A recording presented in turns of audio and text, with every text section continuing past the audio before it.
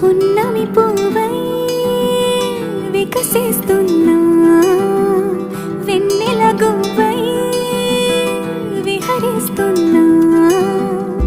అరమరికలు మరచి తెరమరుగుల చెరలను విడిచి అదునిది అని తలచి అదు పెరుగని మురిపెము పిలిచి మధుర భావనల సుదల వాహినిగా